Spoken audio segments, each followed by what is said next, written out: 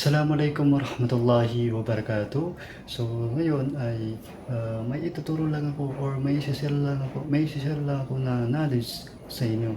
So, alam ko na nandito kayo para malaman kung paano ba ang solusyon, no, ng mabilis na paraan kung paano malis yung background ng ating CPU. So, ito kasi yung CPU ko. So, kanina, pag hinawak ko dito is nangungurente. O di kaya dito ay nangungurente. Dito sa mga lalagyan ng mga keyboard. So, pati dito, madalas dito talaga. Ngayon, hindi na siya nangungurente. So, nangyayari kasi yun siya dahil sa bagyo. Halimbawa ngayon, no, maaraw, gamit na gamit mo pa siya, wala kang nararamdaman na, kumbaga, nag-ground, ganon.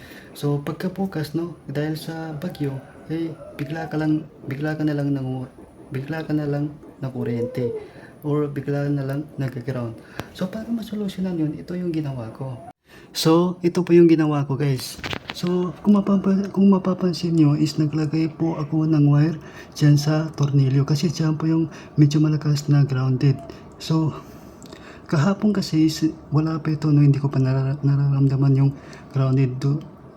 So, dahil sa bumagyo ay bigla ko na lang ito naramdaman. Kaya ito yung ginawa ko na solusyon para malis yung grounded. So, kanina kasi kahit saan ko dito hawakan, mapa dito man or kahit dito is malakas po yung grounded.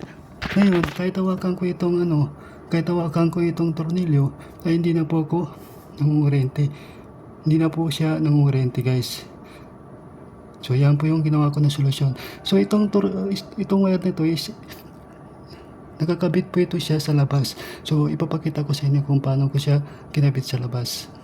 So, ito po yung sa labas, guys. No? Ito po yung sa labas.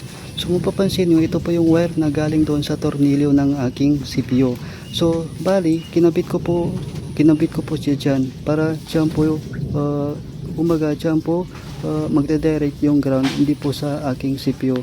So, kung may ganyan kayo, is dyan lang po itali at saka pakilinisan lang po kung may mga kalawang na yung bakal ng semento. So, para naman sa nagtatanong kung pwede po ba sa kahoy na kumbaga may pako, kung pwede pa doon. So, hindi po pwede, guys, sa kahoy. Dapat po ay sa semento or sa lupa. Or kung sa lupa ka naman, guys, is dapat ay bumili ka po ng bakal na kumbaga ibabawon mo sa lupa, no? Ibabawon mo sa lupa para doon mo na lang itali yung kurente, yung wire na galing doon sa tornilyo ng CPU mo. Kung may ganito naman kayo, guys, hindi na kayo mahirapan, hindi na kayo makakabili ng mga bakal, no? Pero kung wala naman is bumili kayo ng bakal na ibabawon nyo sa lupa. Ibabawon nyo sa lupa, dapat po ay malalim. Tapos yun na po, guys, yun po yung solusyon para matanggal po yung grounded sa ating mga CPU. So, sa mga nagtatanong naman is kumbaga pwede ko na ba hawakan yung mga tornilyo ng aking CPU?